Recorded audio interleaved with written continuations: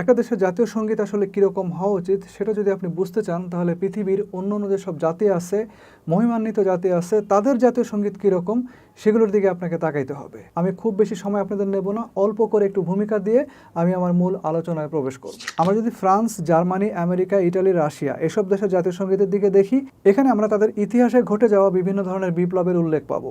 সেসব বিপ্লব এবং সংগ্রামের শহীদদের যে আত্মত্যাগ, তার পাশাপাশি ন্যায় বিচার এবং জাতীয় ঐক্যের কথা বর্ণনা করা আছে। এবং এই সমস্ত জাতীয় সঙ্গীতের টোন শুনলে আপনার গায়ের লোম খাড়া হয়ে যাবে।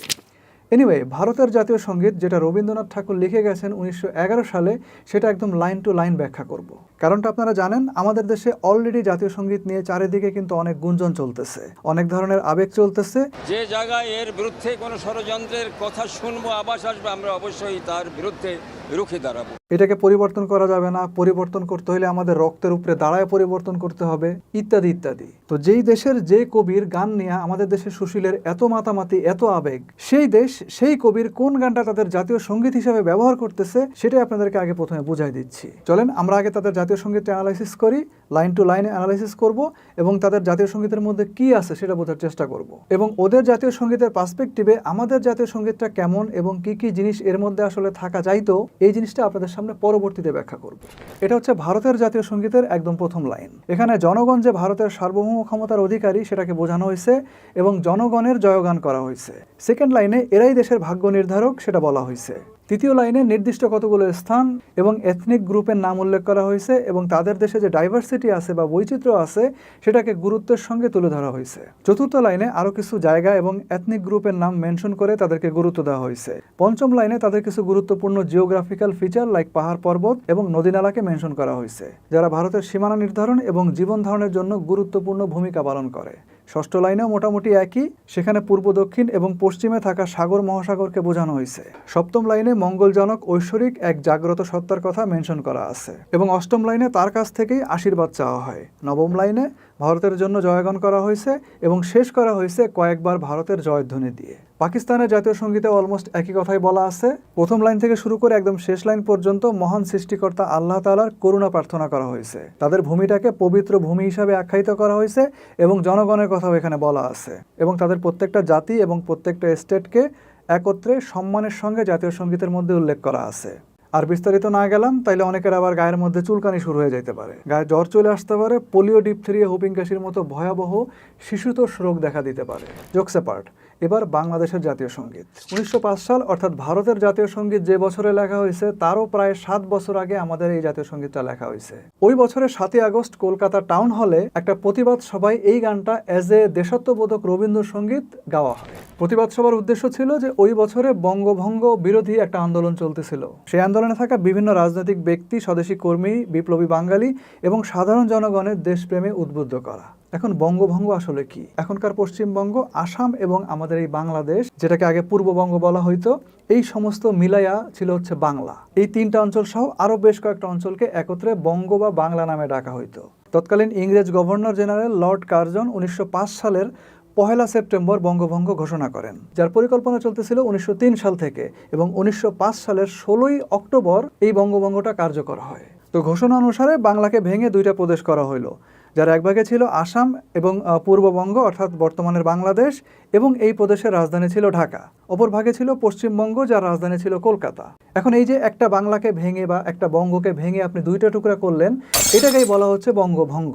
যাই হোক, তৎকালীন যে পশ্চিমবঙ্গটা ছিল ওইটা ছিল এন্টায়ার বাংলার মধ্যে, মানে একীভূত বঙ্গের মধ্যে সবচেয়ে উন্নত জায়গা। তারা যেমন লেখাপড়ার দিক থেকে অনেক উন্নত ছিল, তেমনি মিল, কলকারখানা, কয়লা খনি সহ বিভিন্ন ধরনের ব্যবসা বাণিজ্য তাদের ওখানেই ছিল এবং সবকিছুর কেন্দ্রবিন্দু ছিল মূলত আসলে কলকাতা তথা পশ্চিমবঙ্গ। এবং এই অঞ্চলেই ছিল মূলত এলিট শ্রেণীর বসবাস, যারা আলটিমেটলি অবিভক্ত বাংলার ব্যবসা বাণিজ্য, বাংলা কিভাবে চলবে এবং বাংলার যে প্রশাসনিক কাঠামো এবং ধরেন যে বিভিন্ন ধরনের পলিসি মেকিং, এই সমস্ত বিষয়গুলো তারাই নিয়ন্ত্রণ করত। অপরদিকে পূর্ব বাংলার যে অংশটা, এটা ছিল মুসলমান অধ্যুষিত এবং এটা ছিল বেশ অবহেলিত। এক ধরনের ফকিরি অবস্থা বিরাজ করত এখানে। এলাকার লোকজন তথা মুসলমানরা না তেমন ছিল পড়ালেখায় উন্নত, না ছিল তাদের ব্যবসা বাণিজ্য, না ছিল প্রশাসনিক কাঠামোতে তেমন কোনো অংশগ্রহণ। বলতে পারেন জনগণ হিসাবে এদের অবস্থা ছিল একদম যাচ্ছে তাই। এমনকি যোগাযোগ ব্যবস্থার অবস্থাও ছিল খুব খারাপ।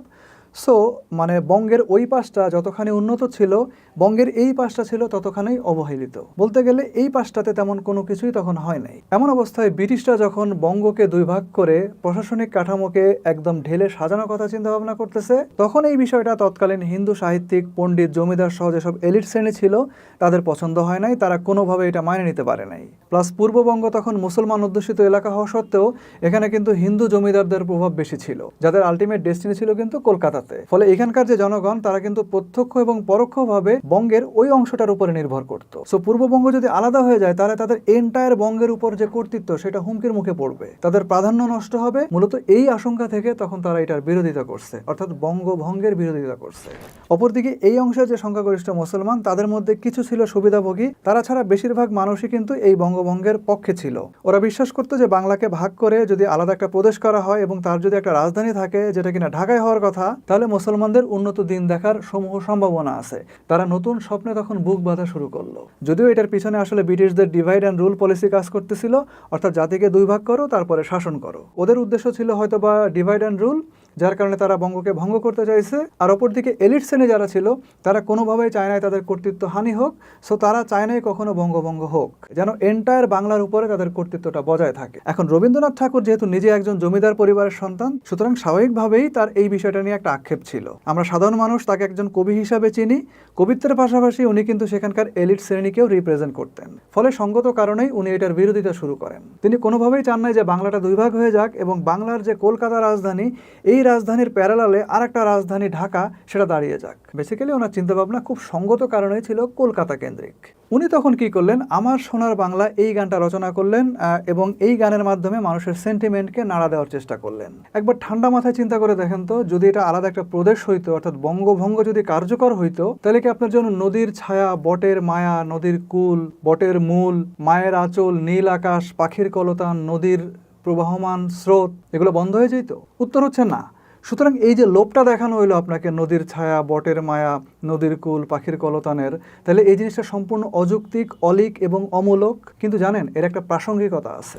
প্রসঙ্গটা হচ্ছে আপনি যেন এইসব মায়া, এইসব মানে অলিক জিনিসের লোভে পইরা আপনি ভুলা যান যে বঙ্গভঙ্গ হইলে আসলে আপনি কি পাইতেন। এরকম একটা অযৌক্তিক জিনিস সামনে নিয়ে আইসা আপনাকে বোঝানোর চেষ্টা করা হয়েছে যে এটা আসলে বিশাল ক্ষতিকর একটা জিনিস, তুমি এই বঙ্গভঙ্গের দিকে যাইও না। এর আড়ালে আসলে আপনার যে ডেভেলপমেন্ট, অর্থাৎ এই সাইডটার যে ডেভেলপমেন্ট, সেটাকে আটকানোর একটা হীন প্রচেষ্টা ছিল। আমি আগেই বলছি যে ব্রিটিশদের মেবি ডিভাইড অ্যান্ড রুলসের একটা পলিসি চলতেছিল তখন, সেটা তাদের থাকতেই পারে। তারপরেও আপনি যদি একটা প্রদেশ হিসাবে আত্মপ্রকাশ করতে পারেন যার রাজধানী হবে ঢাকা, ডেফিনেটলি এখানে কিছু না কিছু ডেভেলপমেন্ট আপনার আসবেই। প্রশাসনিক কাঠামো যদি বিকেন্দ্রীকরণ হয়, অর্থাৎ এই পাশে চলে আসে, তাহলে এই পাশের যে অর্থনীতি সেটা গতিশীল হবে, ব্যবসা বাণিজ্যের প্রসার হবে এবং তার সাথে তাল মিলে যোগাযোগ ব্যবস্থারও উন্নতি হইতে বাধ্য।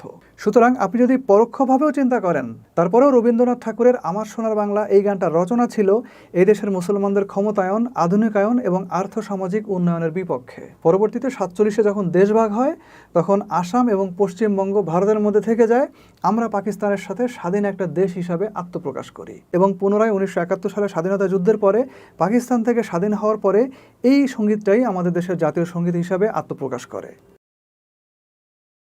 এই গানের সাথে এই দেশের তো কোনো সম্পর্ক নাই, বরঞ্চ পাকিস্তান থেকে আমরা যে আলাদা হইলাম এটার যে শুরুর ইতিহাস, অর্থাৎ ভঙ্গের যে শুরুর ইতিহাস, সেখানেও কিন্তু এই গানটা আমাদের দেশের এগেনস্টে কাজ করছে। এবার আসেন সম্পূর্ণ ভিন্ন প্রেক্ষাপটে লেখা, ভিন্ন একটা আঙ্গিকে লেখা রবীন্দ্রনাথ ঠাকুরের যে গানটা আমরা আমাদের জাতীয় সঙ্গীত হিসাবে ব্যবহার করতেছি, সেই গানের মধ্যে আসলে কি আছে, কি তার মর্মার্থ এবং জাতীয় সঙ্গীত হিসাবে এর আদৌ কোনো যোগ্যতা আছে কিনা বা এর যে সীমাবদ্ধতা, সে জিনিসটা আমরা আলোচনা করি। আপনি দেখবেন যে এই সঙ্গীতে একবারও আমাদের দেশের নামটা উল্লেখ করা নাই। অবশ্য থাকার কোনো কারণও নাই, কারণ বাংলাদেশ তো তখন ছিল না। এখানে শুধু বলা হয়েছে বাংলা, যেটা আসলে অবিভক্ত বাংলা হিসাবে এই গানের মধ্যে উল্লেখ করা আছে। আচ্ছা, বাদ দেন দেশের নাম, এরপরে আর কি আছে দেখি।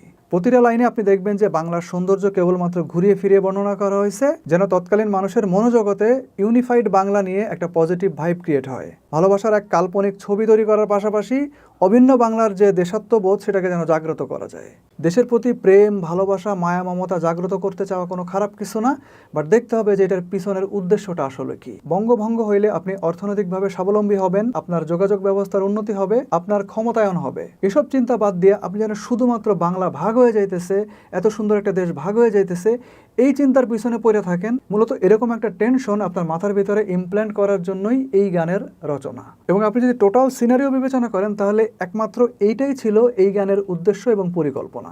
এছাড়া এই জাতীয় সঙ্গীতের মধ্যে আমাদের দেশকে ইন্ডিভিজুয়ালি আমাদের দেশকে আইডেন্টিফাই করে এরকম কোনো কিছু নাই, স্পেসিফিকলি আমাদের দেশকে রিপ্রেজেন্ট করে এরকম একটা কোনো কিছু এই গানের মধ্যে নাই। আমাদের দেশে যে বিভিন্ন জাতিগোষ্ঠী আছে তার ব্যাপারেও কিছু বলা নাই। আমাদের দেশের প্রাকৃতিক বৈচিত্র্য বা সীমানা নির্ধারণ করে এরকম কোনো কিছু তো নাই। এমনকি আমাদের দেশের যে জনগণ এবং তার যে সার্বভৌম কর্তৃত্ব এই দেশের উপরে, সেটাও এই গানের মধ্যে কোথাও প্রকাশ করা নাই। সেই সঙ্গে দেশের সার্বভৌমত্ব এবং জনগণ কারো সুপ্রিমেসি এই সঙ্গীতের মধ্যে বর্ণনা করা নাই। থাকবে কেমন? এটা তো আসলে কোনো দেশের জন্য তৈরি করা না, এটা ছিল মূলত একটা প্রদেশকে রক্ষা করার জন্য, এবং তাও আবার তৈরি করা হয়েছিল একটা নির্দিষ্ট ইভেন্টকে মাথায় রেখা। সুতরাং এই গানের মধ্যে ততটুকুই বর্ণনা করা আছে যতটুকু আসলে তখনকার উদ্দেশ্য চরিতার্থ করার জন্য দরকার ছিল, ঠিক ততটুকু। উনি নিজে যে এলাকাতে থেকে অবিভক্ত বাংলার স্বপ্ন দেখতেন ওটা ছিল কলকাতা, এবং ওইটা কেবলমাত্র এখন তাদের দেশে এক্সিস্ট করে, মানে পশ্চিম বাংলাতে। আমাদের দেশটা তো ভাই বাংলাদেশ, দুইটা আলাদা। প্রত্যেকটা দেশের জাতীয় সঙ্গীত তাদের যে এক্সিস্টেন্স, ইতিহাস, আবেগ, অনুভূতির প্রতীক। জাতীয় সঙ্গীত কিন্তু কেবলমাত্র একটা গান না, এটা একটা নির্দিষ্ট ভূখণ্ডের বা নির্দিষ্ট জনগোষ্ঠীকে একত্রিত করার জন্য এবং তাদের যে গৌরবান্বিত ইতিহাস আছে সেটাকে স্মরণ করায় দেওয়ার কাজ করে, এবং ভবিষ্যতে পথ চলার অনুপ্রেরণা জাগায়। কোনো দেশ কিসের উপরে দাঁড়ায় আছে, তার ভিত্তিটা কি, এটা কিন্তু জাতীয় সঙ্গীতের মধ্যে প্রকাশিত হওয়াটা অত্যন্ত জরুরি। তাই বাংলাদেশের যে জাতীয় সঙ্গীত আমার সোনার বাংলা, এটা আসলে কতটুকু প্রাসঙ্গিক এই প্রেক্ষাপটে এটা চিন্তা করার অবশ্যই অবকাশ আছে।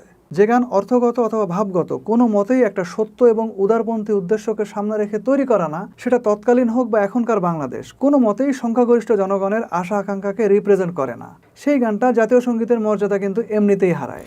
এছাড়া এই গানে বাংলা বলতে পশ্চিমবঙ্গ এবং বাংলাদেশ দুইটাকে একত্রে বোঝানো হয়েছে। ফলে 53 বছর ধরে আমাদের এই জাতীয় সঙ্গীতের যে দ্বৈত পরিচয়, এই বিষয়টা জাতিগত, রাজনৈতিক এবং সাংস্কৃতিক দিক থেকেও প্রশ্নবিদ্ধ হয়েছে। তারপরে অনেকে বলবে যে আমার এটাই লাগবে, এটা আমার প্রাণের সঙ্গীত, এটা জাতির মেরুদণ্ড, আমার আবেগের জায়গা, তাও আবার এই আবেগ একটা নকল সুর নিয়ে। আমি কোথায় পাবো তারে, আমার মনের মানুষ যে রে। তখন আপনাদের উদ্দেশ্য আমাদের সামনে পরিষ্কার হয়ে যায়। যে দেশের কবি এবং তার রচিত গান নিয়ে আপনাদের যে এত আবেগ, অনুভূতি, সেই কবির নিজের দেশের জাতীয় সঙ্গীতটা একবার আপনারা শোনেন, যেটা কিনা উনি নিজেই রচনা করছেন। তার কি ভাষা, তার কি সুর, কথাগুলোর মহত্ব, গুরুত্ব এবং গভীরতার সামনে আমাদের সঙ্গীতটা কোথায় অবস্থান করতেছে, এই বিষয়টাও অবশ্যই আমাদেরকে চিন্তা করতে হবে। অবশ্য আপনারা কেনই বা চিন্তা করবেন, আপনাদের উদ্দেশ্য তো আলাদা। একটা হীন সাংস্কৃতিক উদ্দেশ্য চরিতার্থ করাই শুধু না, আমাদের রাষ্ট্রীয় কাঠামো এবং সংবিধানের মধ্যে তথাকথিত প্রগতিশীলতা এবং প্রগতিশীলদের পৃষ্ঠপোষক যে রাষ্ট্র, তার একটা প্রচ্ছন্ন পদচারণা রেখে দেওয়ার এটা একটা জঘন্য পায়তারা। আপনাদের এই ছলনায় আমরা ভুলবো না, কারণ আপনাদের এই যে জাতির মেরুদণ্ড এবং এই যে আবেগ, অনুভূতি, এগুলো বিগত 16 বছর কার কার কাছে বর্গা দিয়ে রাখছিলেন, এগুলো আমরা সবই জানি। একটা জাতীয় সঙ্গীতের যে স্ট্যান্ডার্ড হওয়া উচিত, সেই স্ট্যান্ডার্ড বিবেচনায় এই সঙ্গীতটা কেবলমাত্র একটা রবীন্দ্রসঙ্গীত, নাথিং এলস। এর মধ্যে রবীন্দ্র প্রেমীদের জন্য বিভিন্ন আবেগ, অনুভূতির খোরাক থাকতে পারে, কিন্তু যাদের রক্তের উপরে দাঁড়িয়ে এই দেশ স্বাধীন হইল, তাদের যে অনুভূতিগুলো এবং তাদের যে সাম্যের জন্য লড়াই, তারা যে জীবন উৎসর্গ করছে, তাদের বীরত্বগাথা এবং সর্বোপরি জনগণের আশা আকাঙ্ক্ষার কথা কোথাও কিন্তু বর্ণনা করা নাই।